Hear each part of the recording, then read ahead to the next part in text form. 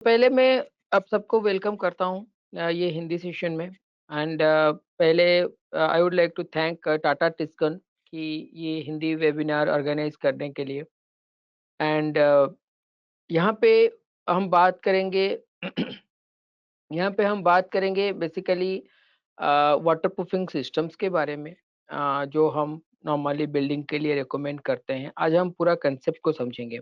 ठीक है। मैं सबको ये रिक्वेस्ट करूँगा कि सेशन के दौरान किसी का कोई सवाल है तो आप आपका क्वेश्चन आंसर सेक्शन में मार्क करे रखिए and at the end of this session हम इसके बारे में डिटेल में डिस्कस करेंगे। ठीक है। तो ये वाटर प्रूफिंग की जो हम बात कर रहे हैं, ये वाटर प्रूफिंग का क्या एम हो सकता है, ये पहले समझना बहुत जरूरी है। वाटर प्रूफिंग हमको चाहिए ही क्यों? तो बेसिक जो रिक्वायरमेंट होता है वाटर प्रूफिंग का कि बाहर का जो पानी होता है, हमारा स्ट्रक्चर के बाहर जो पानी है वो बाहर ही रहे तो अच्छा है, और अंदर का पानी अंदर में रहे तो अच्छा है। ठीक है ना? बाहर का पानी जब घर के अंदर आता है या अंदर का पानी जब बाहर की तरफ जाता है तो हमको समस्या होता है। क्यों समस्या होता है? क्योंकि वो पानी का कांटेक्ट में जब हमारा बिल्डिंग का सारे स्ट्रक्चर आता है तो वो धीरे-धीरे डिटोरिएट होने लगता है, हमारा करोजन स्टार्ट होने लगता है। जब करोजन स्टार्ट होगा तो हमारा बिल्डिंग का भी डिटोरिएशन होने लगता है। तो इसीलिए हमारा ऑब्जेक्टिव ये रहना चाहिए कि बाहर का वाटर बाहर ही रहे और अंदर का वाटर अंदर रहे। सिंपल। ठीक है। तो अभी वाटर प्रूफिंग हमको जरूरत क्या है, क्यों हम वाटर प्रूफिंग करेंगे? तो वाटर प्रूफिंग नॉर्मली ये देखा गया है आज के तारीख में, अगर मैं मेरा एक्सपीरियंस की आपसे बात करूं, पिछले 20 साल का एक्सपीरियंस में मैंने ये देखा है कि 90% का जो वाटर प्रॉब्लम हम फेस करते हैं ना, वो सिर्फ 10% का अगर टर्मिनेशन इशू आता है। टर्मिनेशन इशू में किसको बोल रहा हूँ? जो हम वाटर प्रूफिंग को जहाँ पे एंड करते हैं, जो सिस्टम हम चूज करते हैं, जो कंपेटेबिलिटी के तौर पे हम सिस्टम को अप्लाई करते हैं, वो 10% प्रॉब्लम के कारण 90% का 90% हमारा वाटर प्रॉब्लम, वाटर का लीकेज होता है। और नॉर्मली मैंने ये भी देखा है कि मैक्सिमम कंडीशन में बिल्डर लोग या इंजीनियर्स लोग जो बिल्डिंग बनाते हैं, वो वाटर प्रूफिंग को इतना प्रायोरिटी नहीं देते हैं। धीरे धीरे अभी लोग अवेयर हो रहे हैं, धीरे धीरे वाटर प्रूफिंग का सिवियरिटी को समझ रहे हैं, लेकिन फिर भी वो लोगों को ये लगता है कि वाटर प्रूफिंग के लिए अगर मैं कोई खर्चा करता हूँ तो वो एक्स्ट्रा खर्चा होता है, उसको एक्स्ट्रा बर्डन लेके चलते हैं। टाइल्स के ऊपर, इंटीरियर के ऊपर वो बहुत खर्चा करने के लिए तैयार होते हैं, कंक्रीट के ऊपर बहुत खर्चा करने के लिए तैयार होते हैं, लेकिन वाटरप्रूफ के ऊपर कोई खर्चा करने के लिए तैयार नहीं होता है। लेकिन मैं तो ये कहूँगा कि आपका बिल्डिंग का प्रोजेक्ट का जितना बजट है, उसका अगर आप 1% से 2% वो बजट का एलोकेशन करेंगे वाटरप्रूफिंग के लिए तो बहुत है, और वो सफिशिएंट है आपका बिल्डिंग का ड्यूरेबिलिटी बढ़ाने के लिए।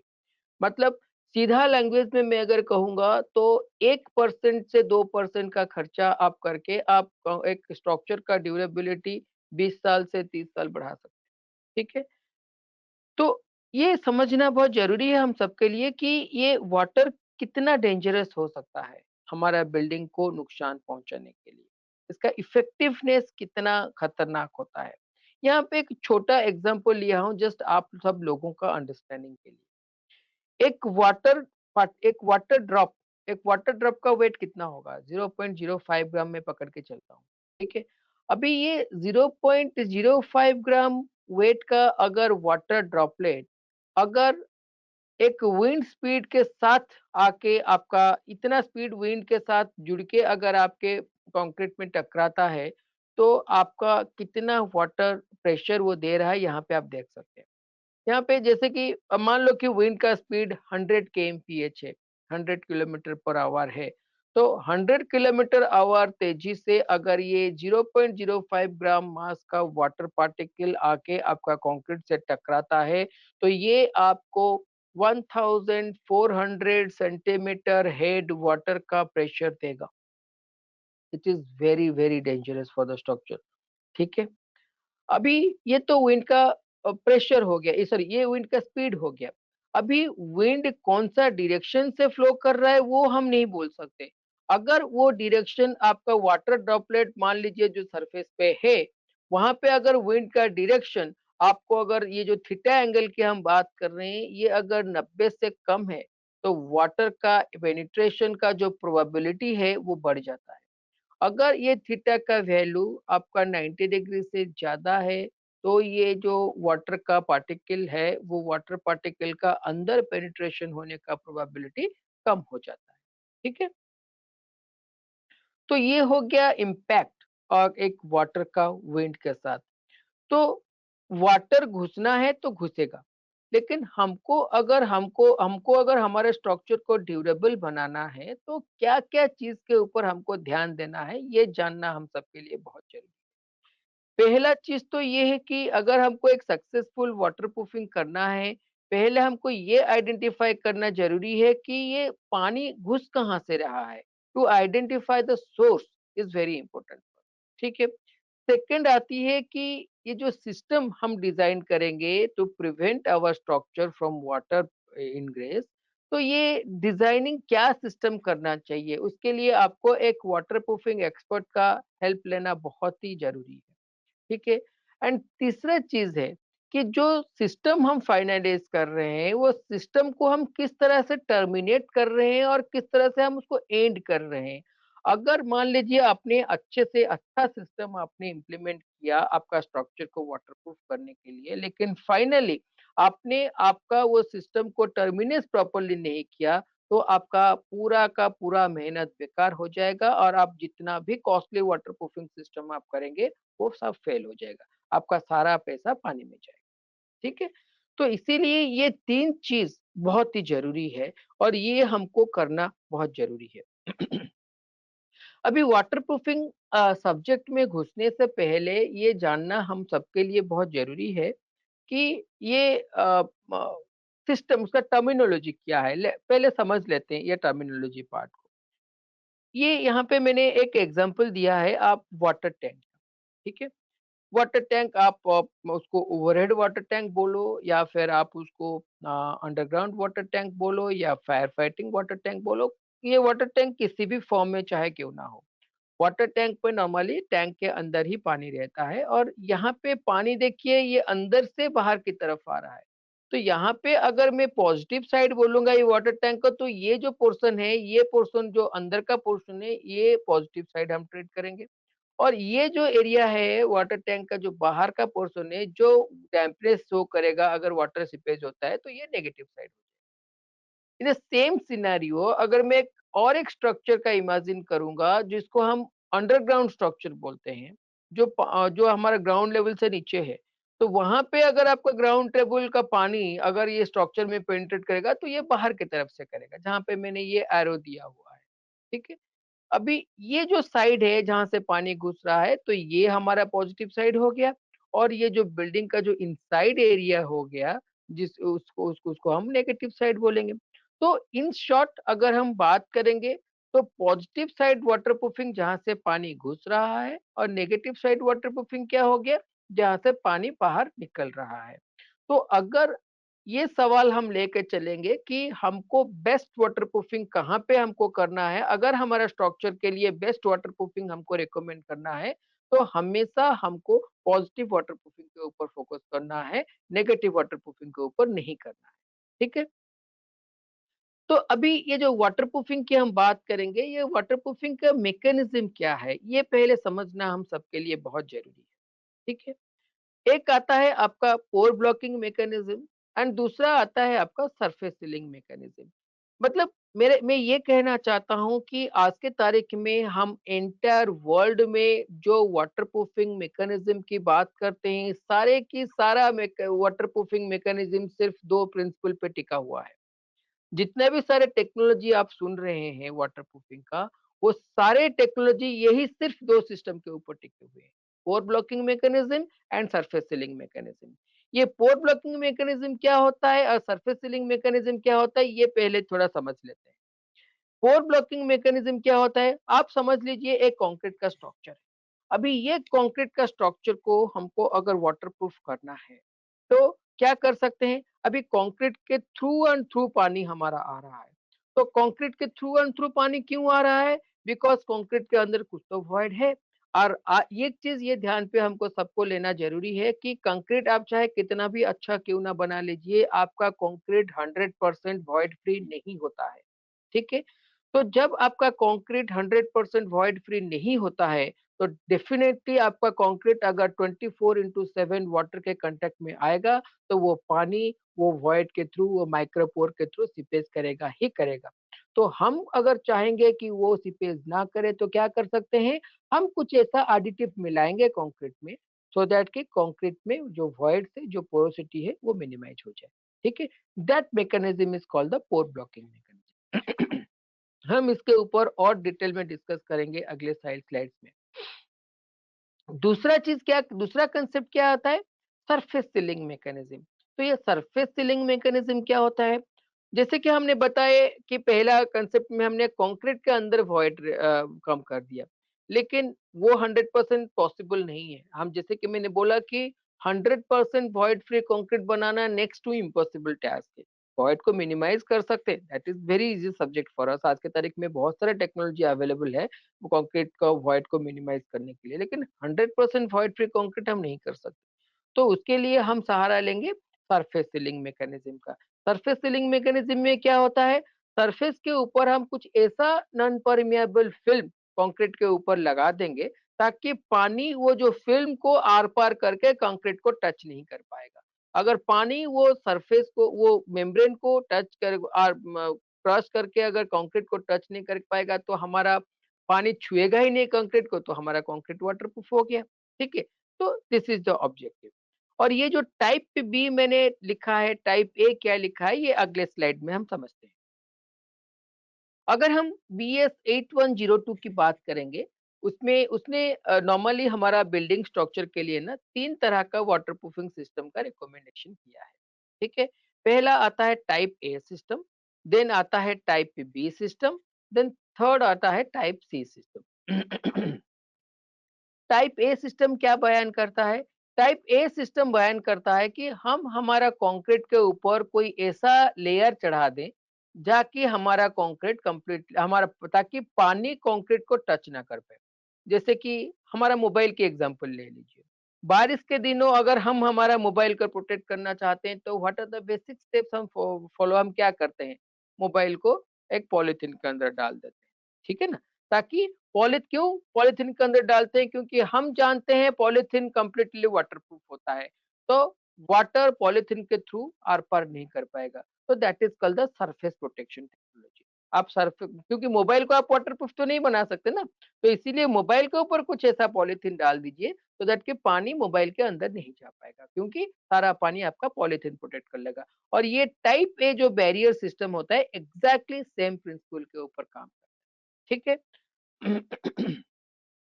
देन दूसरा सिस्टम क्या आता है? टाइप बी कैटेगरी, जिसको हम बोलते हैं इंटीग्रल वाटरप्रूफिंग सॉल्यूशन।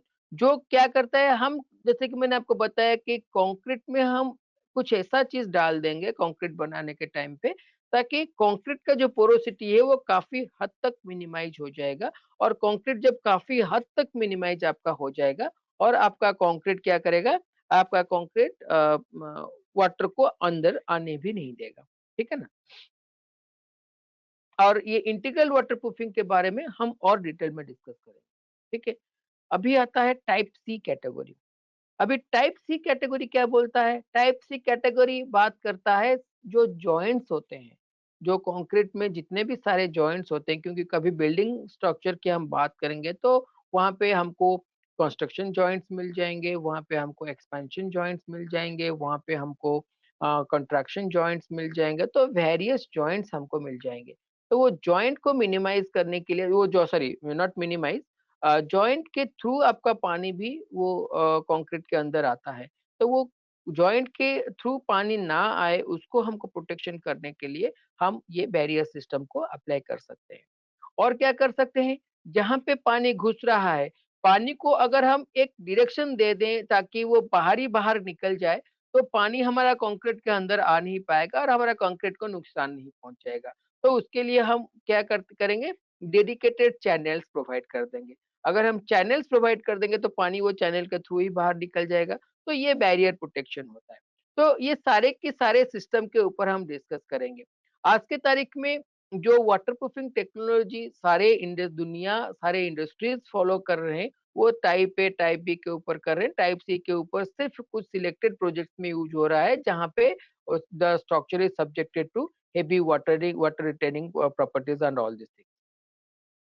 पहले टाइप सी के बारे में हम डिस्कस करते हैं, ठीक है? टाइप सी वाटर प्रूफिंग क्या बात करता है?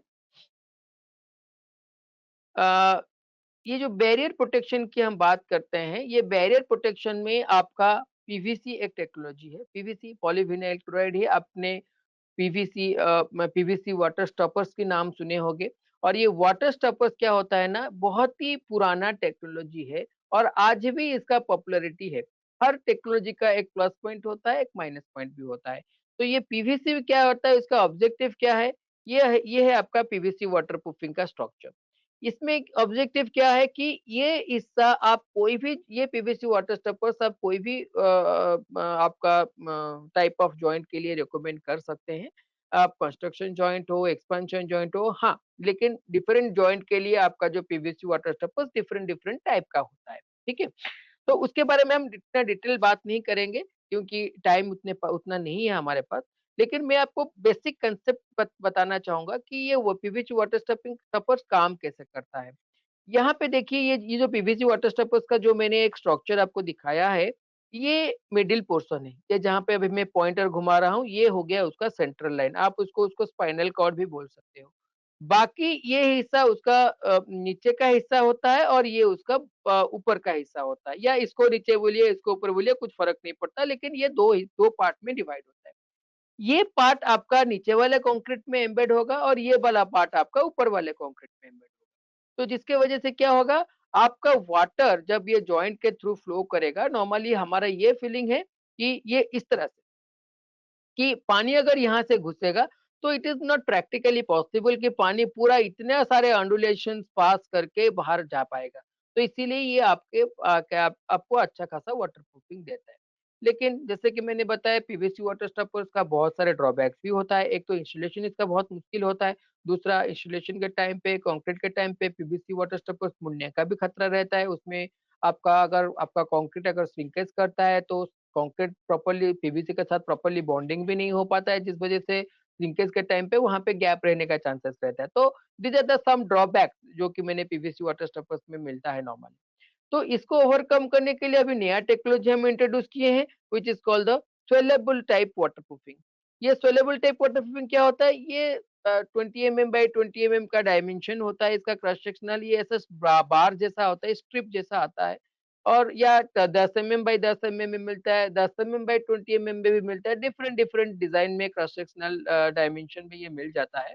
और इसको हम क्या करते हैं, ये कंक्रीट का मान लीजिए पहला स्लैब, पहला कास्ट है, और इसमें हमने इस तरह से हमने उसको लगा दिया।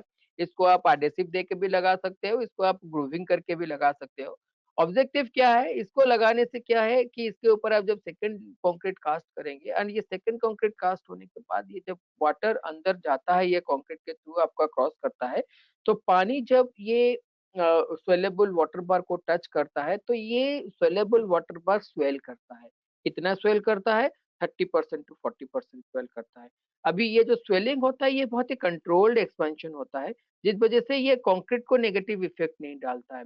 और ये जो स्वेलिंग होता है, ये 48 आवर्स से लेके 72 आवर्स तक स्वेल करता है, एंड सब्जेक्टेड टू, ये उतना पानी का इंटेंसिटी में 24/7 आना चाहिए, तभी जाके ये स्वेल करेगा।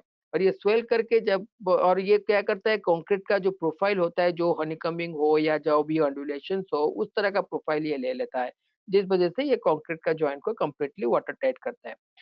पीवीसी वाटर स्टॉपर जहाँ पे हम कंस्ट्रक्शन जॉइंट में भी दे सकते हैं, एक्सपेंशन जॉइंट्स में भी दे सकते हैं, कंस्ट्रक्शन जॉइंट में भी दे सकते हैं। लेकिन ये जो स्वेलेबल वाटर बार होता है, ये सिर्फ सिर्फ एंड सिर्फ हम कंस्ट्रक्शन जॉइंट के लिए रिकमेंड करते हैं। ठीक है? अभी बात आता है barrier waterproofing by help of injection system की। और एक बैरियर वाटरप्रूफिंग की मैं यहाँ पे बात करूंगा, जो कि हम बोलते हैं curtain technology, curtain grouting method. ये कर्टन ग्राउटिंग मेथड में क्या होता है, हम ये मान लो कि ये कंक्रीट का वॉल है, जहां से हमारा पानी आ रहा है ये जॉइंट के थ्रू। हम क्या करेंगे इंजेक्शन करके कंक्रीट के बाहर वो मटेरियल को इंजेक्ट करेंगे सो दैट कि ये एक कर्टन बना देगा, एक स्क्रीन जैसा बना लेगा सो दैट कि ये एक आपका पानी अंदर आ ही नहीं पाएगा। तो ये नॉर्मल इंजेक्शन ग्राउटिंग से काफ़ी बेहतर होता है और ये काफ़ी एडवांस टेक्नोलॉजी है। और ये आज के तारीख में maximum to maximum mega structures में ये यूज़ हो रहा है, जहाँ पे आपका सारा वाटरप्रूफिंग सिस्टम फेल हो जाता है, उसको ओवरकम करने के लिए ये टाइप का टेक्नोलॉजी आज की तारीख में यूज़ किया जाता है। देन आता है आपका drainage board system.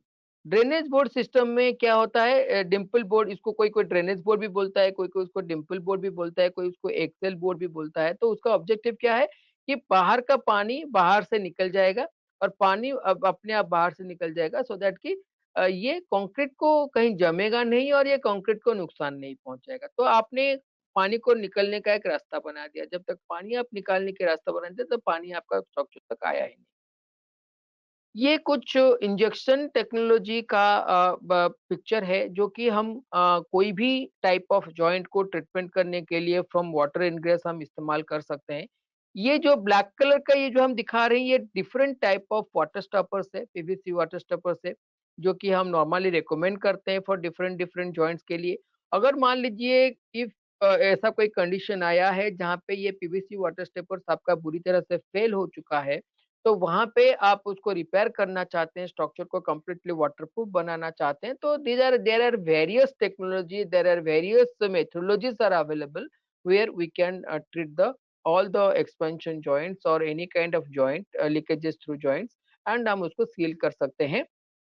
Provided that जो भी हम कभी भी एक्सपेंशन जॉइंट को वाटरप्रूफिंग की बात करते हैं, हमको ये चीज़ भी ध्यान रखना होगा कि एक्सपेंशन का और कंट्रैक्शन जॉइंट का मूवमेंट अकोमोडेशन को भी हमको रिस्पेक्ट देना होगा।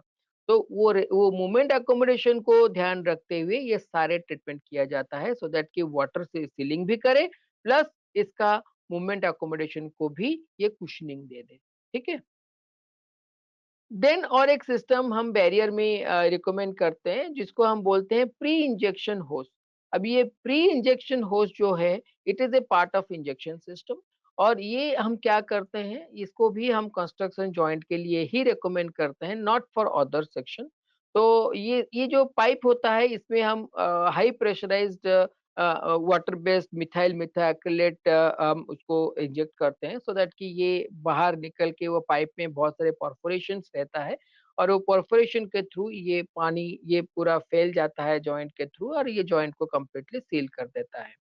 इसको प्रॉपर तरीके से वेयरिंग करना बहुत इम्पोर्टेंट होता है, इसको प्रॉपर प्लानिंग बहुत इम्पोर्टेंट होता है, बट इस ये बहुत ही टीडियस पार्ट है, तो इसीलिए इसको बहुत ही रेयर केस में किया जाता है क्योंकि इस ये थोड़ा-सा कॉस्टली होता है। देन आते हैं the basics of entire waterproofing system के लिए, तो बैरियर वाला हो गया जिसको हम जॉइंट वॉइंट को ट्रीटमेंट करने का बात आ गया। अभी अगर हमको हमारा स्ट्रक्चर को वाटरप्रूफ करना है, तो उसके लिए हम क्या करेंगे पहले हम बात करते हैं पोर ब्लॉकिंग मैकेनिज्म। ठीक है, अभी हम 2 मैकेनिज्म जो हम पहले स्लाइड पे हम बात कर रहे थे pore blocking mechanism and the surface sealing mechanism, तो उसमें उसके बारे में हम डिटेल में डिस्कस करेंगे। पहले पोर ब्लॉकिंग मैकेनिज्म। अभी जैसे कि मैंने आपको बताया था पोर ब्लॉकिंग मैकेनिज्म का मतलब ये होता है कि कंक्रीट में पोरोसिटी को मिनिमाइज करें।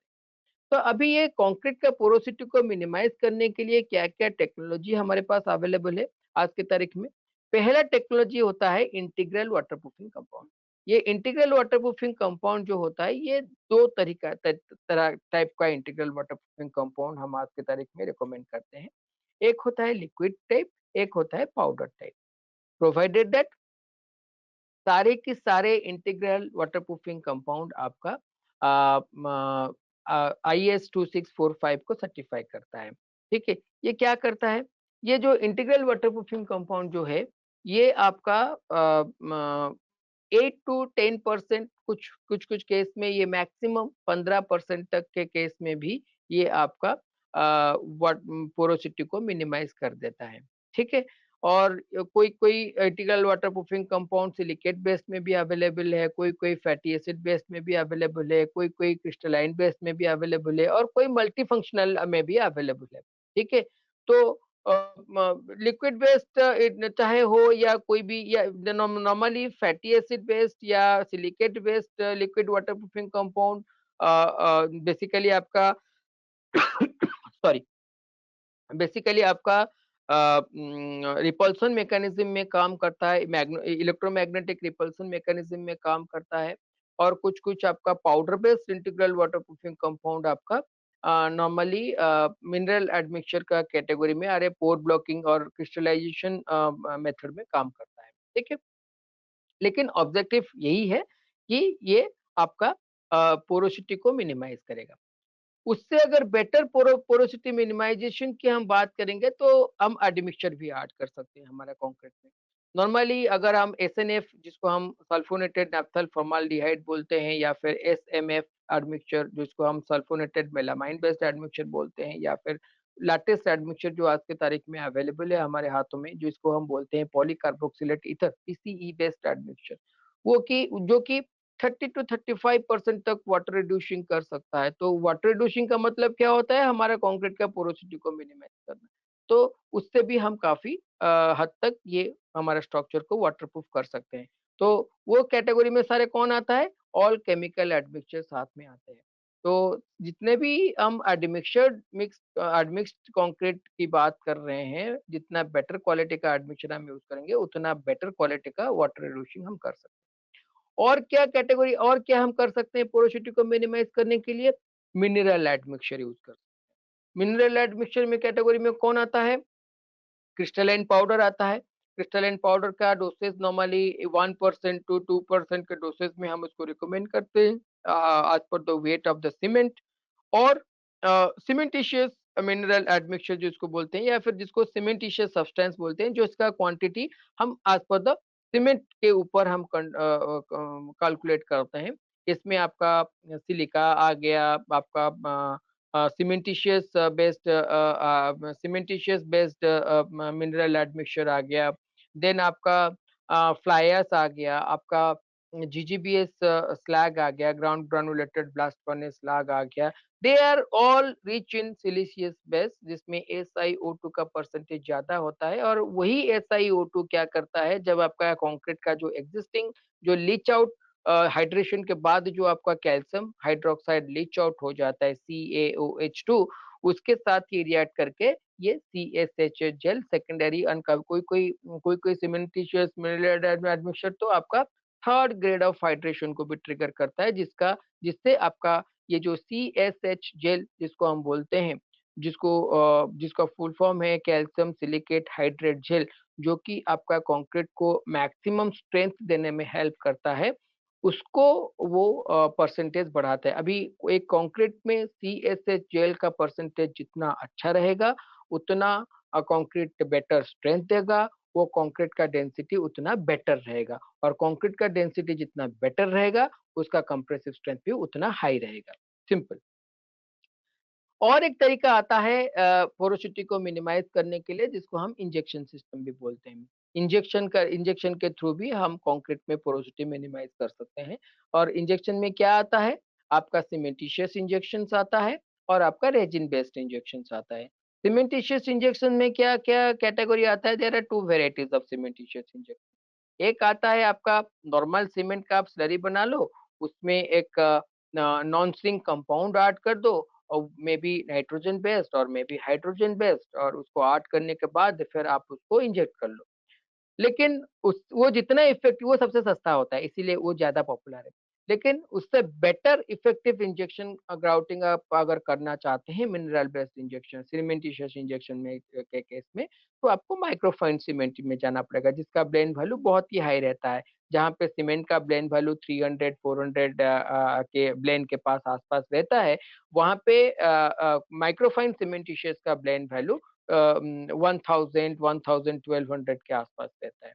तो it is a very good quality of blend value. तो वो आपका micro to micro cracks even if 0.02 crack को भी फिल करने के लिए कैपेबल रहता है। लेकिन उस सबसे ज़्यादा लेकिन सीमेंटिशियस जब एक यहाँ पे भी एक ड्रॉबैक है कि कोई भी माइक्रोफाइन सीमेंट का कॉस्ट काफ़ी हाई हो जाता है। एक माइक्रोफाइन सीमेंट का फाइनेस जितना बढ़ता जाएगा, सीमेंट का कॉस्ट भी उतना बढ़ता जाएगा। तो वो सब चीज़ को अवॉइड करने के लिए हम लो विस्कस रेजिन्स यूज़ करते हैं। लो विस्कस रेजिन का कॉस्ट आपका हाई क्वालिटी माइक्रोफाइन सीमेंट का कॉस्ट से आस-पास होता है। बट परफॉर्मेंस वाइज़ पर आप अगर देखेंगे तो लो विस्कस रेजिन का कॉस्ट आपका परफॉर्मेंस आपका माइक्रोफाइन सीमेंट का परफॉर्मेंस से काफ़ी बेटर रहता है। तो इसीलिए लोग लोग माइक्रोफाइन सीमेंट यूज़ करने के बजाय रेजिन इंजेक्शन करना ज़्यादा प्रेफ़र करते हैं। अब ये रेजिन इंजेक्शन में क्या-क्या कैटेगरी हम यूज़ करते हैं?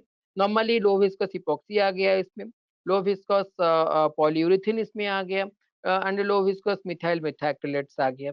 तो नॉर्मली क्या होता है कि ये लो विस्कोसिटी इसका जो विस्कोसिटी होता है उसका नॉर्मली आपका वाटर के आसपास रहता है 100 200 के आसपास इसका विस्कोसिटी आता है 100 सीपीएस और 200 सीपीएस के आसपास, जहाँ पे वाटर का जो विस्कोसिटी होता है वो 100 सीपीएस होता है। तो नॉर्मली विस्कोसिटी जितना कम हो जाएगा उसका उतना बेटर हो जाएगा। ठीक है? तो ये कुछ एग्ज़ाम्पल है जहाँ पे हम शो कर रहे हैं कि आपका जो इंटीग्रल वाटरप्रूफिंग कंपाउंड किस तरह से आपका कंक्रीट स्ट्रक्चर को प्रोटेक्ट करता है और कंक्रीट का पोरोसिटी को मिनिमाइज़ करता है और वाटर का इंग्रेस को मिनिमाइज़ करता है। बिकॉज़ ये जो कैपिलरी पोर होता है, ये कैपिलरी पोर में ये क्या करता है क्रिस्टलाइज़ेशन में कोई अगर क्रिस्टलाइज़ेशन वाला पाउडर आपने यूज़ किया तो क्रिस्टलाइज़ेशन से बंद कर दिया। अगर आपने लिक्विड वाला यूज़ किया तो वो लिक्विड को मिनिमाइज़ कर दिया मतलब आपका पोरोसिटी को मिनिमाइज़ कर दिया तो इसको पोर ब्लॉकिंग मैकेनिज़्म बोलते हैं। तो ये पोर ब्लॉकिंग मैकेनिज़्म में आप इसको इंजेक्ट करके आप उसको कर सकते हैं। और नॉर्मल इंजेक्शन में आप क्या करते हैं जैसे कि राइजिंग डैम्पनेस के केस में आप नॉर्मली आप सिलिकॉन इंजेक्शन यूज़ करके आप उसको डैम्पनेस के ऊपर एक लेयर डालते हैं सो दैट कि आपका पोर जो राइजिंग डैम्पनेस में जो पोरोसिटी के थ्रू आपका पानी चढ़ रहा है, तो वो आपका मिनिमाइज़ हो जाएगा। तो ये ऑल पोर ब्लॉकिंग मैकेनिज्म में काम करता है, ठीक है? अभी चलते हैं सरफेस सीलिंग मैकेनिज्म के ऊपर। अभी अगर जैसे कि अभी पोर ब्लॉकिंग मैकेनिज्म ने हमने बात किया कि कंक्रीट का पोरोसिटी को मिनिमाइज़ करने का ऊपर हमारा कंप्लीटली ध्यान था। लेकिन जैसे कि मैंने पहले भी आपको बताया था कि कंक्रीट का पोरोसिटी को मिनिमाइज़ करने के लिए एक 100% वॉइड फ्री कंक्रीट बनाना इज़ नेक्स्ट टू इम्पॉसिबल। तो इन दैट कंडीशन तो अगर हमको 100% इफेक्टिव ड्यूरेबल वाटरप्रूफिंग स्ट्रक्चर की ज़रूरत है, तो हमको ये सरफेस सीलिंग मैकेनिज़्म के ऊपर डिपेंड करना पड़ेगा। और मैक्सिमम कंस्ट्रक्शन केमिकल मैन्युफैक्चरर्स आज के तारीख में ये सरफेस सीलिंग मैकेनिज़्म के ऊपर डिपेंड करते हैं। अगर ये सरफेस सीलिंग मैकेनिज़्म की बात करेंगे, तो हम इसको 2 कैटेगरी में डिवाइड करते हैं। एक होता है आपका मेम्ब्रेन वाटरप्रूफिंग जिसको हम प्रीफॉर्म्ड मेम्ब्रेन भी बोलते हैं और एक आता है आपका liquid applied membrane water okay liquid applied membrane waterproofing क्यों बोलते हैं कि ड्यूरिंग एप्लीकेशन ये लिक्विड फॉर्म में रहेगा सो दैट आप इसको ब्रश के फॉर्म में अप्लाई कर सकते हैं बाय ब्रश और बाय स्प्रे आप इसको अप्लाई कर सकते हैं लेकिन जब ये क्योर हो जाएगा वो मेम्ब्रेन वो एक मेम्ब्रेन फॉर्म कर जाएगा वो लिक्विड वाटरप्रूफिंग एक मेम्ब्रेन जैसा फॉर्म करेगा फ्लेक्सिबल मेम्ब्रेन जैसा फॉर्म करेगा सो दैट कि आपका स्ट्रक्चर कंप्लीटली वाटरप्रूफ हो जाएगा तो let's discuss one by one पहले चलो मेम्ब्रेन वाटरप्रूफिंग की बात करते हैं अब ये अगर मेम्ब्रेन वाटरप्रूफिंग की बात करेंगे तो इसमें डिफरेंट डिफरेंट वेराइटीज आ जाते हैं ऑब्जेक्टिव क्या है हमारा स्ट्रक्चर को कंप्लीटली एनवेलप करना है तो पहले कैटेगरी में आ जाता है पीवीसी मेम्ब्रेन जिसको हम बोलते हैं पॉलीविनाइल क्लोराइड ये पीवीसी मेम्ब्रेन नॉर्मली आपको 1.2 mm से लेके 2 mm तक थिकनेस में अवेलेबल है मार्केट में बेसिकली 1.5 mm बहुत ही पॉपुलर है और 1.5 mm और 2 mm का पीवीसी मेम्ब्रेन यूज होता है और ये पीवीसी मेम्ब्रेन बेसिकली आपका बेसमेंट वाटरप्रूफिंग के लिए काफी यूज होता है ठीक है देन बट पीवीसी मेम्ब्रेन का एक ड्रॉबैक क्या है कि पीवीसी मेम्ब्रेन यूवी स्टेबल नहीं है तो इसीलिए आप ये पीवीसी मेम्ब्रेन को आप एक्सपोज्ड एरिया वाटरप्रूफिंग के लिए रिकमेंड नहीं कर सकते where TPO membrane waterproofing PVC membrane के जैसा ही है लुक्स दोनों का पूरा सेम है और सेम ही दोनों रोल में आता है प्रीफॉर्म्ड रोल में आता है लेकिन टीपीओ आपका यूवी रेजिस्टेंस है और टीपीओ एक ग्रीन प्रोडक्ट होता है तो जहाँ पे आपको आपका स्ट्रक्चर में ग्रीन रेटिंग्स की रेटिंग्स हाई रेटिंग चाहिए तो वहाँ पे आप पीवीसी रिकमेंड करेंगे तो आपका माइनस मार्क आ जाएगा फिर आप टीपीए यूज करेंगे तो आपका प्लस मार्क आएगा तो आपको रेटिंग्स बढ़ाना है तो you can go for the TPO based membrane water ठीक है? टीपीओ क्या होता है? TPO is basically terminated as in the full form of TPO is basically thermopolyolefin, okay? अभी ये टीपीओ मेम्ब्रेन का 2 वैराइटीज़ मार्केट में अवेलेबल है। एक होता है आपका रेनफोर्स्ड वाला और एक है आपका नॉन रेनफोर्स्ड वाला, ठीक है? Depending upon the structural requirement, जहाँ पे आपका TPO heavy structural tensile zone पे लगाने की ज़रूरत है, वहाँ पे हमको थोड़ा लग रहा है कि आपको थोड़ा-सा टेंसाइल स्ट्रेंथ की भी ज़रूरत है, मेम्ब्रेन में उसमें ज़ोन में है, मेम्ब्रेन खराब ना हो, इसीलिए आप रेनफोर्समेंट वाला यूज़ कर सकते हैं, अदरवाइज़ आप नॉन रेनफोर्स वाला यूज़ कर सकते हैं।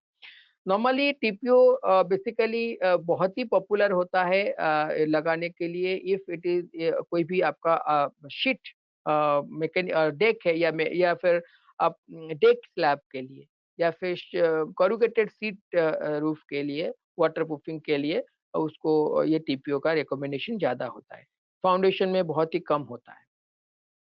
देन आता है SBS membrane. SBS stands for styrene butadiene substance और ये एसबीएस मेम्ब्रेन ये 2 एमएम थिकनेस में अवेलेबल है और ये सेल्फ एडेसिव फॉर्म में अवेलेबल है। ये आपका कहीं पे भी आप इसको रिकमेंड कर सकते हैं, आप इसको बेसमेंट में भी रिकमेंड कर सकते हैं, आप इसको टेरेस में भी रिकमेंड कर सकते हैं, लेकिन इसका एक ही ध्यान रखना पड़ेगा कि ये यूवी स्टेबल नहीं है, ना ही कि ये हीट रेजिस्टेंस भी है, जहाँ पे आपका टेम्परेचर अगर more than 40 degree, more than 50 degree Celsius जाता है, डायरेक्ट हीट के कॉन्टैक्ट में ये आता है और ये लॉन्ग टर्म के लिए है, तो ये ज़्यादा ड्यूरेबल नहीं हो पाएगा। तो उसके लिए ये एसबीएस मेम्ब्रेन को आपको उसी जगह पे लगाने के लिए अवॉइड करना चाहिए। लेकिन ये एसबीएस अंडरग्राउंड बेसमेंट के लिए बहुत ही अच्छा काम करता है और ये बहुत ही ईज़ी इंस्टॉलेशन है, इसका टर्मिनेशन भी बहुत ईज़ी है और ये वर्टिकल एप्लीकेशन के लिए बहुत ही अच्छा है। उसके बाद आता है एपीपी मेम्ब्रेन जो कि बहुत ही ये एसबीएस और ये APP they are old age technology, ठीक है? तो APP stands for atactic polypropylene membrane और इसका 2 वेरिएंट मार्केट में अवेलेबल है। इसका 3 एमएम थिकनेस भी है, इसका 4 एमएम थिकनेस भी है। इसका जो 2 वेरिएंट है उसमें आप उसको सिंगल रेनफोर्समेंट वाला भी अवेलेबल है और डबल रेनफोर्समेंट वाला अवेलेबल भी है। और ये जो रेनफोर्समेंट की बात कर रहे हैं, ये रेनफोर्समेंट आप ग्लास फाइबर वाला भी ले सकते हैं, आप इसको पॉलीप्रोपिलीन वाला भी ले सकते हैं। ग्लास फाइबर थोड़ा-सा सस्ता रहता है और पॉलीप्रोपिलीन फाइबर थोड़ा-सा महँगा रहता है। Double reinforcement basically heavy duty structures में रिकमेंड किया जाता है, जैसे कि आपका ब्रिज डेक स्ट्रक्चर वाटरप्रूफिंग हो गया या फिर heavy high depth basement waterproofing के हो गया, वहाँ पे डबल रेनफोर्समेंट वाला यूज़ होता है क्योंकि डबल रेनफोर्समेंट वाला एपीपी का tensile properties is much more better than any single reinforcement का property. In the same scenario polypropylene based APP membrane का पॉलीप्रोपिलीन रेनफोर्स्ड एपीपी मेम्ब्रेन का tensile strength is much more better than the glass fibre reinforcement APP membrane के मुकाबले में better है। अभी आता है ईपीडीएम मेम्ब्रेन। इसका एप्लीकेशन इसका कैसे हम अप्लाई करते हैं, क्या करते हैं, हम आने वाले स्लाइड में डिटेल समझेंगे। देन आता है ईपीडीएम मेम्ब्रेन। ईपीडीएम मेम्ब्रेन क्या होता है? ईपीडीएम मेम्ब्रेन बेसिकली आपका बोलते हैं एथिलीन प्रोपिलीन डाई मोनोमर। ये आपका 2 एमएम थिकनेस में आता है, कहीं-कहीं पे ये सॉरी 1.5 एमएम थिकनेस में भी आता है और 2 एमएम थिकनेस में भी आता है। और ये बहुत ही ड्यूरेबल होता है, इसका एप्लीकेशन बहुत ईज़ी होता है, ठीक है? देन और ये इसका प्लस पॉइंट क्या है, ये ग्रीन प्रोडक्ट भी है और ये इसको आप एक्सपोज़ रूफ में भी कर सकते हैं, इसको बेसमेंट में भी कर सकते हैं। देन आता है एसडीपी मेम्ब्रेन और एलडीपी मेम्ब्रेन। अभी एसडीपी मेम्ब्रेन ये आपका 3 वेरिएंट में मार्केट में अवेलेबल है। एक होता है आपका केमिकल बॉन्डेड वाला, एक होता है आपका मैकेनिकली बॉन्डेड वाला और एक है आपका सेल्फ एडेसिव वाला। तो ये 3 वेरिएंट में ये मेम्ब्रेन अवेलेबल है। Let's discuss one by one. ये एक एग्जांपल है एसडीपी मेम्ब्रेन का और ये जो एग्जांपल मैंने लिया है ये बहुत ही पॉपुलर है मार्केट में आज के तारीख में। ये this is called the mechanically bonded SDP membrane और ये आपका जब हम इसको ले करते हैं, ये कंक्रीट के इसके ऊपर ही कंक्रीट कास्ट होता है, सो दैट कि ये जो आप मेश देख रहे हैं, ये मेश के साथ कंक्रीट प्रॉपर्ली बाइंड करता है और कंक्रीट के साथ कंप्लीटली इंटैक्ट होता है और जब आप शटरिंग निकाल देते हैं, तो it will be the integral part of the concrete. तो ये बेसिकली आपका जो अनकन्फाइंड एरिया होता है, सॉरी कन्फाइंड एरिया होता है, कन्फाइंड एरिया में ये बहुत ही अच्छा काम करता है। जहाँ पे आपका पॉजिटिव वाटरप्रूफिंग आप करना चाहते हैं, लेकिन आपके पास वाटरप्रूफिंग इंस्टॉलेशन करने के लिए आपके पास काफ़ी स्पेस नहीं है, तो वहाँ पे आप कट टू कट जहाँ पे हम रिटेनिंग वॉल कास्ट करते हैं, तो वहाँ पे ये टाइप का वाटरप्रूफिंग बहुत ही बेटर, बहुत ही बढ़िया रिज़ल्ट देता है। और इसका एक एडवांटेजेस ये भी है कि ये मैकेनिकली बॉन्डिंग करता है कंक्रीट के साथ, तो इसीलिए अगर in future because of X Y Z reason अगर आपका सॉइल कंसोलिडेशन भी होता है, तो ये सैग नहीं करता और ये इंटैक्ट रहता है। जो कि और एक बेटर भी होता है और ये थोड़ा-सा बेटर आपका रिइंफोर्समेंट ज़ोन को भी स्ट्रेंथेन करता है। टेंसाइल ज़ोन को भी थोड़ा-सा स्ट्रेंथेन करता है। This is the example of some PVC waterproofing systems और टीपीओ, क्योंकि दोनों मेम्ब्रेन सेम जैसा ही है, लेकिन इंस्टॉलेशन में थोड़ा-सा चेंजेस होता है। जैसे कि फॉर एग्जांपल अगर हम बेसमेंट की बात करेंगे, तो बेसमेंट में टीपीओ का इंस्टॉलेशन हम जैसा जैसा भी करेंगे, हम पीवीसी का भी इंस्टॉलेशन द सेम वे करेंगे। नॉर्मली जब हम पीवीसी का इंस्टॉलेशन करते हैं बेसमेंट वाटरप्रूफिंग के लिए, तो इट इज़ वेरी इंपॉर्टेंट कि अगर आपका basement is subjected to high water table area, तो आपको कंपार्टमेंटलाइजेशन करने की ज़रूरत है। यहाँ पे आप देख सकते हैं कि ये जो ये मेम्ब्रेन है, ये पीवीसी मेम्ब्रेन का शीट है और इसके ऊपर हम ऐसा वाला पीवीसी वाटर स्टेपर्स को डाल के हम कंपार्टमेंटलाइजेशन किए हैं। ये पीवीसी के साथ वेल्ड किया जाता है और ये कंपार्टमेंटलाइजेशन किया जाता है, सो दैट कि अगर फर्दर आपका वाटर लीकेजेस होता है बिकॉज़ ऑफ एक्चुअल रीजन, तो वाटर एंटायर बेसमेंट में ट्रैवल नहीं करेगा, which is very important. TPO क्यों नहीं किया जाता? एक तो टीपीओ थोड़ा-सा कॉस्टली होता है पीवीसी के मुकाबले में, दूसरा टीपीओ पीवीसी के साथ बॉन्डिंग नहीं होता है, जिस वजह से और टीपीओ का वाटर स्टॉपर्स मिलना मुश्किल है और अगर मिलेगा तो कॉस्टली है। तो इसीलिए टीपीओ को यूज़ नहीं किया जाता है बेसमेंट। लेकिन अगर आप वर्टिकल में यूज़ करना चाहते हैं, इंस्टॉलेशन करना चाहते हैं, तो इस तरह का आप राउंडर्स यूज़ कर सकते हैं और ये राउंडर के ऊपर मेम्ब्रेन को चढ़ाया जाता है। जिस वजह से आप ये पे मेम्ब्रेन को होल्ड भी होता है और ये राउंडर के ऊपर पीवीसी को आप कंप्लीटली वेल्ड भी कर सकते हैं। टीपीओ वेल्ड नहीं हो पाएगा, क्योंकि टीपीओ का अगर ऐसा राउंडर आप यूज़ करेंगे तो कॉस्टली हो जाएगा। तो कॉस्ट पॉइंट ऑफ व्यू से टीपीओ को थोड़ा-सा बेसमेंट के लिए रिकमेंड नहीं किया जाता है। इसीलिए टीपीओ को ऑलवेज़ आपका सब स्ट्रक्चर के लिए, सुपर स्ट्रक्चर के लिए यूज़ किया जाता है। सब स्ट्रक्चर के लिए पीवीसी को ज़्यादा रिकमेंड किया जाता है। और वैसे भी पीवीसी आपका यूवी रेजिस्टेंस तो है नहीं, तो वो वैसे भी आपका सुपर स्ट्रक्चर में यूज़ नहीं होगा।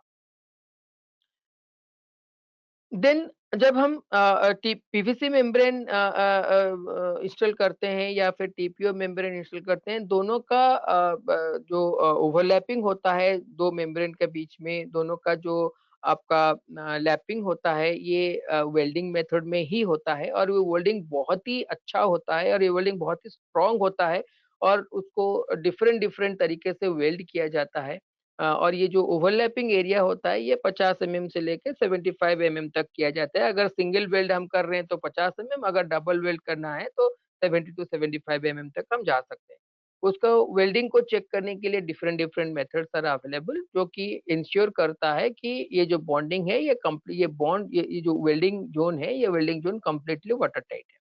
अगर ये थोड़ा-सा भी वीक रहेगा तो वहाँ से पानी आने का चांसेस रहता है, if that structure is subjected to a high water. ये there are different kind of welding machines available for welding of the membranes, TPO membrane हो या पीवीसी मेम्ब्रेन हो। नॉर्मली पीवीसी मेम्ब्रेन और टीपीओ मेम्ब्रेन का welding में only temperature का difference रहता है। बाकी same machine you can recommend for the PVC membrane welding and the same machine you can recommend for the TPO membrane machine के लिए। तो ये हैंड वेल्डिंग मशीन है, सिंपल सा है, जो कि यहाँ पे हमने दिखा है, ये हैंड वेल्डिंग मशीन का डेमो है और ये उसी का ही स्ट्रक्चर है और ये है आपका बड़ा एरिया है, तो हैंड वेल्डिंग तो उतना टाइम टेकिंग रहेगा, तो ये फटाफट कर लेता है। तो ये machine automatic single welding machine है। अगर आपका structure is subjected to high water table area, तो आप वो केस में आप डबल वेल्डिंग मशीन भी यूज़ कर सकते हैं।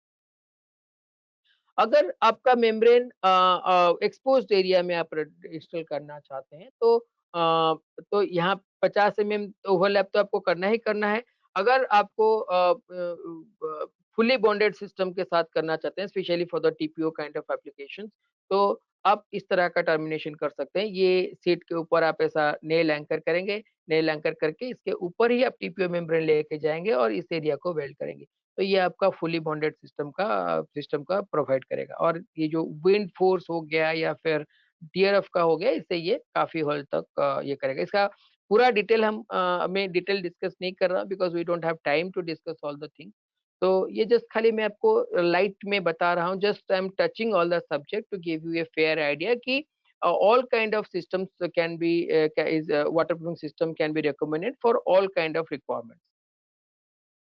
ये कुछ ईपीडीएम मेम्ब्रेन का इंस्टॉलेशंस का फोटोग्राफ है और ये जो ईपीडीएम मेम्ब्रेन है, ईपीडीएम को आप नॉर्मली फुली बॉन्डेड सिस्टम में रिकमेंड किया जाता है, क्योंकि इसको आप वेल्ड नहीं कर सकते।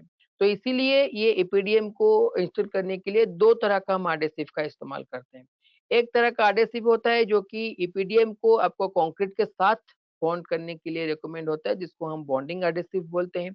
और एक एडहेसिव हम यूज़ करते हैं एक ईपीडीएम को ईपीडीएम के साथ ओवरलैपिंग के लिए, जिसको हम स्प्लाइसिंग एडहेसिव बोलते हैं। तो ये दोनों एडहेसिव को यूज़ करके हम ईपीडीएम को इंस्टॉलेशन कर सकते हैं। तो ये एक ग्रीन प्रोडक्ट है, इसको आप एज़ ए ग्रीन सिस्टम भी आप इस्तेमाल कर सकते हैं। और ये बहुत ही इफ़ेक्टिव तरीका है। नॉर्मली एक्सपोज्ड एरिया में इसको बहुत ही बढ़िया से रिकमेंड किया जाता है।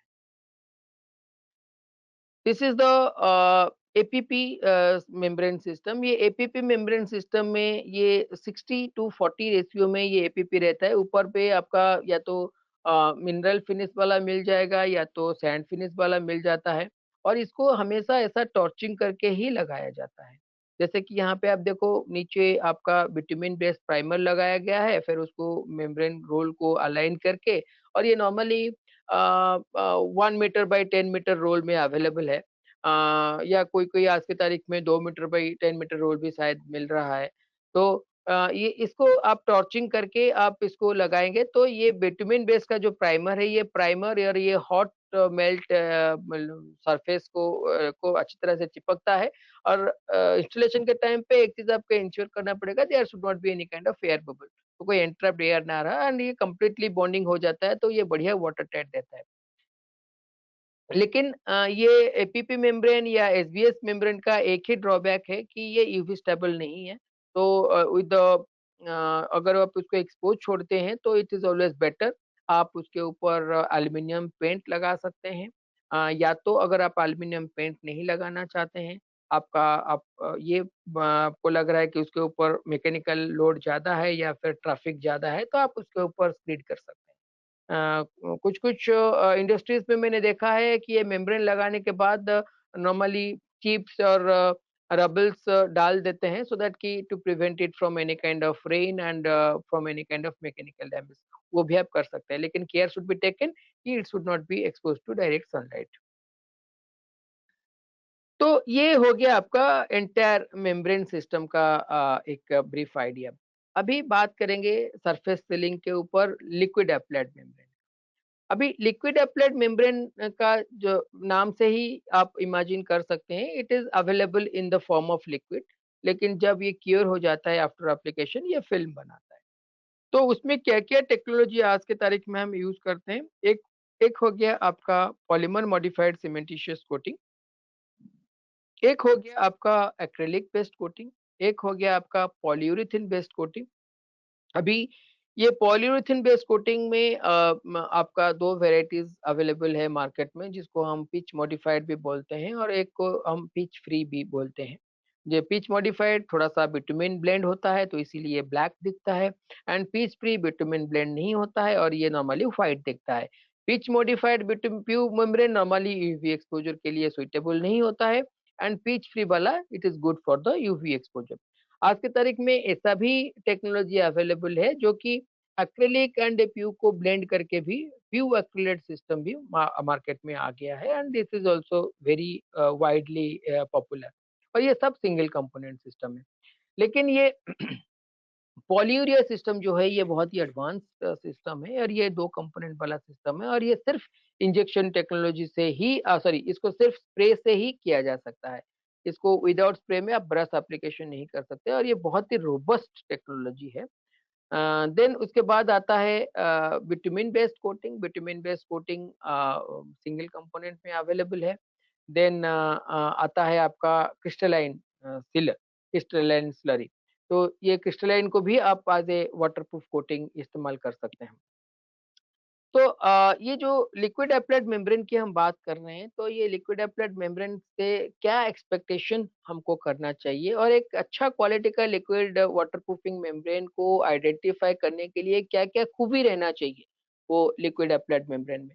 पहला तो उसका कार्बन डाइऑक्साइड डिफ्यूजन रेजिस्टेंस काफ़ी बेटर होना चाहिए, यानी ये कार्बन डाइऑक्साइड को रोकना चाहिए because to prevent the structure from any kind of carbonation attack. दूसरा इसका ये ब्रीदेबल होना चाहिए क्योंकि अगर एक लिक्विड एप्लाइड मेम्ब्रेन ब्रीदेबल होता है तो मेम्ब्रेन और कंक्रीट का जो बॉन्ड स्ट्रेंथ होता है वो थोड़ा-सा बेटर होता है और इससे इससे ड्यूरेबिलिटी भी बढ़ता है और वाटरप्रूफिंग का एफिशिएंसी भी बढ़ जाता है। और क्रैक ब्रेजिंग भी होना चाहिए। क्रैक ब्रेजिंग होगा तो आपका कंक्रीट में अगर आपका स्टैटिक क्रैक कुछ डेवलप होता है, जैसे 1 एमएम, 2 एमएम क्रैक डेवलप होता है, तो वो क्रैक आपका मेम्ब्रेन को प्रोपेगेट नहीं करेगा सो दैट कि मेम्ब्रेन का वाटरप्रूफिंग एज़ इट इज़ रहेगा। और डेफिनिटली वाटरप्रूफ तो होना ही चाहिए और साथ में ये यूवी रेजिस्टेंस भी होना चाहिए। उसी मेम्ब्रेन के लिए ये एप्लीकेबल होता है जो मेम्ब्रेन को हम एक्सपोज्ड एरिया के लिए रिकमेंड करते हैं। अभी अगर क्रिस्टलाइन टेक्नोलॉजी की हम बात करेंगे, तो crystalline technology surface ceiling mechanism में काम करता है, लेकिन बेसिकली क्रिस्टलाइन का जो मैकेनिज़्म होता है, वो पोर ब्लॉकिंग के लिए होता है। नॉर्मली क्या है ये क्रिस्टलाइन में जो क्रिस्टल्स रहता है, may be in the form of sodium silicate, may be in the form of aluminium silicate, etcetera, etcetera, there are lots of technologies are there. तो ये क्रिस्टलाइन सब्सटेंसेस जब आपका कंक्रीट का फ्री लाइम के contact में आता है और तो ये पानी के साथ मिलके ये क्रिस्टल्स बनाता है, इस तरह का क्रिस्टल्स बनाता है जो कि आप सिर्फ माइक्रोस्कोप में ही देख सकते हैं। और ये क्रिस्टल बना के ये आपका कंक्रीट का सरफेस में जो पोरोसिटी रहता है, वो पोरोसिटी को कंप्लीटली ब्लॉक कर देता है। जब ये कंप्लीटली ब्लॉक कर देता है, सील कर देता है, तो आपका कंक्रीट कंप्लीटली वाटरप्रूफ हो जाता है। ठीक है? अभी ये क्रिस्टलाइन आपका नॉर्मली जो इसका सेल्फ हीलिंग प्रॉपर्टीज़ भी रहता है, तो कोई छोटा-मोटा क्रैक अगर डेवलप भी होता है, तो ये क्रिस्टलाइन आपका वो क्रैक को भी कंप्लीटली सील करने के लिए कैपेबल रहता है। अब ये क्रिस्टलाइन एप्लीकेशन का 2 तरीका होता है, नॉर्मली इंडस्ट्रीज़ में इसको रिकमेंड करते हैं। एक आपका आप इसको पानी मिला के स्लरी बना लो, स्लरी बना के इस तरह का ब्रश यूज़ करके आप आपका कंक्रीट सरफेस के ऊपर बढ़िया से अप्लाई कर दो। ये एक तरीका हो गया। दूसरा तरीका कैसा होता है, जब आप कंक्रीट कास्ट कर रहे हैं, तो कंक्रीट जब ग्रीन स्टेज पे है, तो उसी के ऊपर आप ये क्रिस्टलाइन ब्रॉडकास्ट कर दो। मेबी 2 केजी पर स्क्वायर मीटर या 2.5 केजी पर स्क्वायर मीटर के रेशियो में आप इसको ब्रॉडकास्ट कर दो। ब्रॉडकास्ट कर देने के बाद आप उसको अच्छी तरह से फ्लोटिंग कर दो ताकि जैसे हम सीमेंट का प्लास्टरिंग ऊपर सरफेस घुटाई करते हैं ना, इन द सेम वे आप लिक्विड एप्लाइड ये क्रिस्टलाइन को भी कर दो। It will work in the same fashion. और एक तरह का आता है जिसको हम बोलते हैं पिच फ्री जो एक्सपोज्ड एप्लीकेशंस के लिए जो होता है जिसके पास एलिफैटिक पॉलीमर से जो बना हुआ रहता है जो यूवी रेजिस्टेंस बेटर तरीके से देता है उसके लिए हम इस तरह का वाटरप्रूफिंग सिस्टम रिकमेंड कर सकते हैं। तो ये जो वाटरप्रूफिंग सिस्टम है ये वाटरप्रूफिंग सिस्टम आपका यूवी रेजिस्टेंस होता है और ये फ्लेक्सिबल भी होता है। कोई-कोई एक्सपोज़ कंडीशन वाला ये आपको 400% एलोंगेशन भी दे देता है 500% एलोंगेशन भी दे देता है और ये आप 2 लेयर 3 लेयर में नॉर्मली अवेलेबल है और ये इसका एक ही ड्रॉबैक है कि ये नॉर्मल फुट ट्रैफिक के लिए बहुत ही बेटर है। लेकिन आप इसके ऊपर मैकेनिकल लोड नहीं दे सकते या फिर ये अब्रेशन रेजिस्टेंस उतना अच्छा नहीं रहता है लेकिन इसका नॉर्मल फुट ट्रैफिक के लिए इट इज़ खाली फुट ट्रैफिक के लिए it is very much durable. और एक तरह का इसमें आता है हीट इंसुलेशन वाला कोटिंग। हीट इंसुलेशन वाला कोटिंग जो कि आपका हीट को मिनिमाइज़ करने के लिए, आपका एसी का एफिशिएंसी बढ़ाने के लिए, आपका एंटायर रूफ को गर्मी से बचाने के लिए यूज़ होता है, उसमें इस तरह का माइक्रोस्फियर्स यूज़ किया जाता है और ये जो माइक्रोस्फियर्स होता है, ये माइक्रोस्फियर्स आपका हीट को रिफ्लेक्ट करने के लिए काफ़ी हेल्प करता है। लेकिन जहाँ पे आप ये हीट इंसुलेशन कोटिंग का रिकमेंड करेंगे, वहाँ पे आपको इस तरह का वाटरप्रूफिंग को भी रिकमेंड करना होगा क्योंकि ये हीट इंसुलेशन कोटिंग इंडिपेंडेंट अच्छा वाटरप्रूफिंग नहीं दे पाएगा। तो आपको अगर हीट इंसुलेशन के साथ वाटरप्रूफिंग प्रॉपर्टीज पे चाहिए तो आपको दोनों यूज़ करना पड़ेगा। एक लेयर आपका हीट इंसुलेशन रहेगा तो 2 सॉरी 2 कोट आपका हीट इंसुलेशन का रहेगा तो 2 कोट आपका वाटरप्रूफिंग भी होना चाहिए। और मैंने अभी खुद हमने टेस्ट किया है after application of this heat insulation coating. आप देख सकते हैं कि कितना डिफरेंशियल ऑफ हीट आप you can exposed you can get by application of this kind of heat insulation coating. ठीक है, लेकिन इस तरह का कोटिंग एप्लीकेशन में सिर्फ एक ही चीज आपको ध्यान रखना है कि जो रूफ के ऊपर आप इसको एप्लीकेशन करेंगे उसमें सफिशिएंट स्लोप होना चाहिए सो दैट कि there should not be in standing water. मतलब इन शॉर्ट अगर मैं कहूँगा तो इस तरह का लिक्विड एप्लाइड मेम्ब्रेन या एलिफैटिक बेस्ड एक्रिलिक कोटिंग या पिच फ्री ट्यूब आप वहाँ पे एप्लीकेशन नहीं करेंगे जहाँ पे स्टैंडिंग वाटर हो या वाटर रिटेनिंग स्ट्रक्चर में या वाटर फेसिंग स्ट्रक्चर पे आप इसको एप्लीकेशन नहीं करेंगे। देन अगर पिच मॉडिफाइड ट्यूब की बात करेंगे जो ब्लैक इन कलर होता है और या फिर बिटुमिन बेस्ड कोटिंग होता है जो ब्लैक इन कलर होता है उसको आप एक्सपोज नहीं छोड़ सकते। हालांकि आप उसको रूफ के लिए रिकमेंड कर सकते हैं लेकिन आप उसको एक्सपोज नहीं छोड़ सकते। तो उसके लिए आपको क्या करना होगा, आप जहाँ पे इस तरह का एप्लीकेशन करेंगे आप उसको एप्लीकेशन के बाद उसके ऊपर आपको एक स्क्रीड देना होगा और स्क्रीड के साथ सफिशिएंट स्लोप देना होगा सो दैट कि आपका वाटर नहीं रहेगा और ये यूवी को भी प्रोटेक्ट होता रहेगा। बाकी ये अच्छा प्रोडक्ट है और ये बहुत ही सस्ता प्रोडक्ट है और ये बहुत ही ड्यूरेबल प्रोडक्ट भी है और ये कभी-कभी आपको 400, 500, 600% तक का भी एलोंगेशन दे देता है having 2 mm crack bridging ability.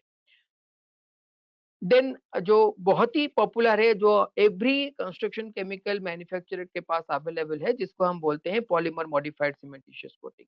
ये पॉलीमर मॉडिफाइड सीमेंटिशियस कोटिंग जो होता है ये पॉलीमर और पाउडर से मिलता है और ये पाउडर मिलके जब ये जो लिक्विड बनाता है आप इसको ब्रश में लगा सकते हो और ये ब्रश में लगाने के बाद ये जो फिल्म बनाता है ये 1 mm टू 2 mm थिकनेस का फिल्म बनाता है डिपेंडिंग अपॉन द कंजप्शन और ये फ़िल्म बहुत ही फ्लेक्सिबल फ़िल्म बनाता है और ये 100% आपको वाटरप्रूफिंग प्रॉपर्टीज़ भी देता है।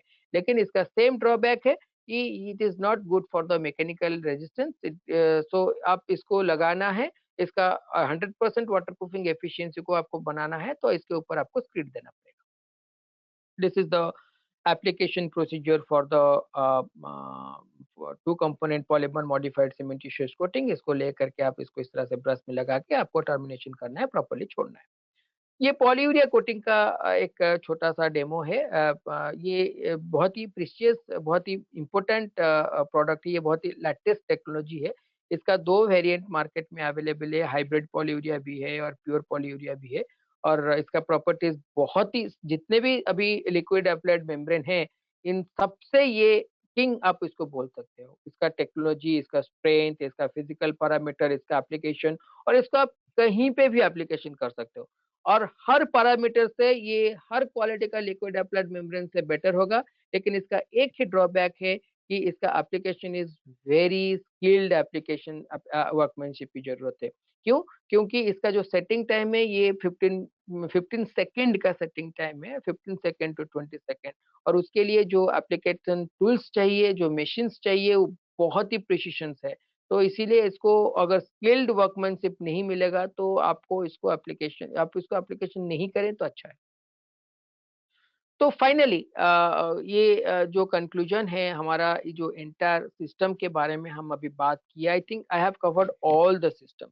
So what are the basic key take out from here to get a good quality waterproofing from our building? पहला चीज तो ये हमको लेना है कि कोऑर्डिनेशन। जब हम कोई वाटरप्रूफिंग वर्क को एग्जीक्यूट कर रहे हैं हमारा प्रोजेक्ट्स के लिए तो हमारा कोऑर्डिनेशन बहुत जरूरी है between a consultant, between the architect, between the structural structure I am consultant means I want to say the waterproofing consultant and the structural builders. तो ये तीनों का कोऑर्डिनेशन बहुत ज़रूरी है और फाइनली आपको एक वाटर प्रूफिंग सिस्टम डेवलप करना है, और जो वाटर प्रूफिंग सिस्टम आप डेवलप करेंगे वो वाटर प्रूफिंग सिस्टम के बेसिस पे ही आपको स्टिक करना है, एंड तभी जाके आपका बेटर वाटर प्रूफिंग आप कर पाओगे। देन आता है कंपैटिबिलिटी। आप जो मटेरियल यूज कर रहे हैं, ये बहुत selection of the material is very important.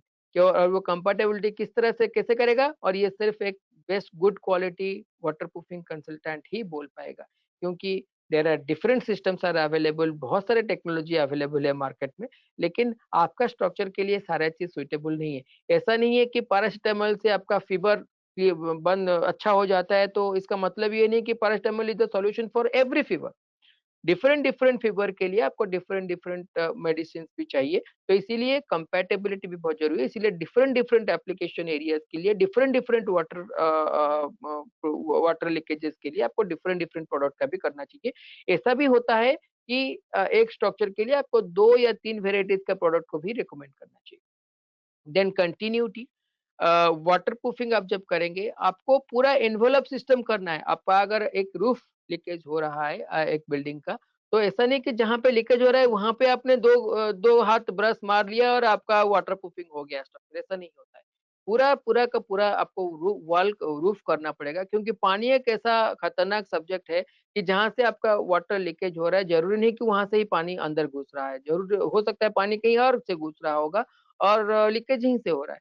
तो इसीलिए पूरा का पूरा स्ट्रक्चर आपको वाटर प्रूफिंग करना बहुत जरूरी है, जिसको हम एनवेलप सिस्टम बोलते हैं। देन कॉम्बिनेशन, जैसे कि मैंने बताया, टू मिनिमाइज द रिस्क और to get a better waterproofing efficiency, आपको सारे सिस्टम अप्लाई करना चाहिए जो जो रिक्वायरमेंट है स्ट्रक्चर के लिए, by taking the advice of any good quality waterproofing consultant. So this is all about what I want to say. Now I will be I allow you for any kind of questions. If you have anything to ask, then I will try to clarify your doubts. अच्छा sir, कई बहुत सारे questions आए हैं but already हम time cross कर लिया है, तो हम थोड़े बहुत क्वेश्चंस ले सकते हैं सेशन में। जी जी, नो हाँ, इश्यू। ओके। या तो जिनको पूछना है क्वेश्चंस जल्दी से आप पूछ सकते हैं, तो हम ले लेंगे। अब पहला क्वेश्चन आया है, कौन सा वाटरप्रूफिंग केमिकल बेस्ट है एक्सटर्नल प्लास्टर के लिए? एक्सटर्नल प्लास्टर For के लिए सी नॉर्मली मार्केट में एक्सटर्नल प्लास्टर में, जैसे कि मैंने अभी बताया, एक्सटर्नल प्लास्टर को अगर वाटरप्रूफ आप करना चाहते हैं तो इंटीग्रल वाटरप्रूफिंग कंपाउंड बहुत ही बढ़िया होता है। लेकिन मैं तो ये कहूँगा, अगर आपको इफेक्टिव वाटरप्रूफिंग करना है तो इंटीग्रल वाटरप्रूफिंग के साथ आपको सरफेस सीलिंग मैकेनिज्म में भी जाना पड़ेगा। जैसे कि आप क्रिस्टलाइन में जा सकते हैं, आप एक्रेलिक बेस्ड कोटिंग में जा सकते हैं, आप पॉलीमर मॉडिफाइड सीमेंटिशियस कोटिंग में जा सकते हैं। तो ये दोनों सिस्टम रहेगा तो आपको थोड़ा सा बेटर एडवांटेजेस मिलेगा वाटरप्रूफिंग। ओके। एक और क्वेश्चन है, क्या मैं पीपीसी सीमेंट यूज कर सकता हूँ वाटरप्रूफिंग के लिए? मतलब पीपीसी सीमेंट आप कोई भी सीमेंट यूज करते हैं वाटरप्रूफिंग के लिए। सीमेंट का कोई ऐसा नहीं है। आप पीपीसी सीमेंट यूज कर सकते हैं, आप स्लैग सीमेंट यूज कर सकते हैं, आप 4353 ग्रेड ओपीसी भी यूज कर सकते हैं, आप पीएससी सीमेंट भी यूज कर सकते हैं, कंपोजिट से सॉरी पीसीसी सीमेंट भी यूज कर सकते हैं, composite cement, Portland composite cement भी यूज कर सकते हैं, कोई इशू नहीं है, सीमेंट का कोई रेस्ट्रिक्शन नहीं है।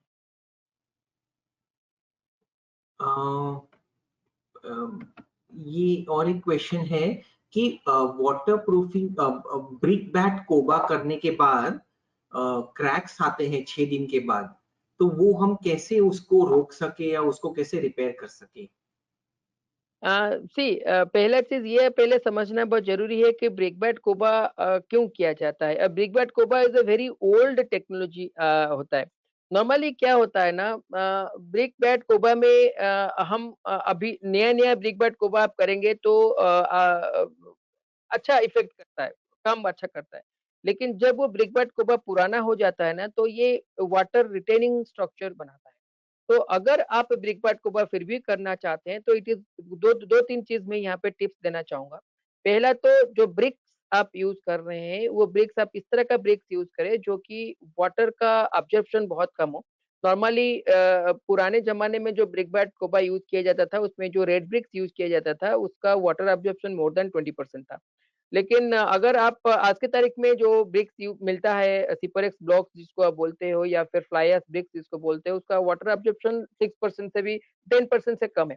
तो उस तरह का आप अगर ब्रिक यूज़ करेंगे तो आपका वाटर एब्ज़ॉर्प्शन कम होगा, नंबर 1।